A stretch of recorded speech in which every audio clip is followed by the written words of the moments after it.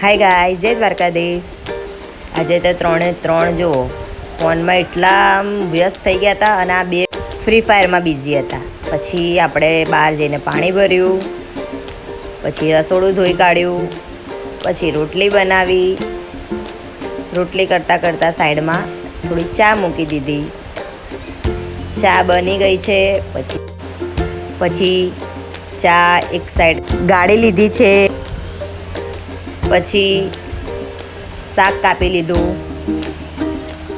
શાક કાપ્યા બાદ આ જુઓ જસ્ટિન નહીં આવ્યો તો જો કેવા કલર કરી રહ્યો છે। ઓહો હો હો હો।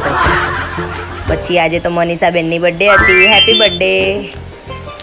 આ બે ભાઈઓ રેડી થઈ ગયા છે।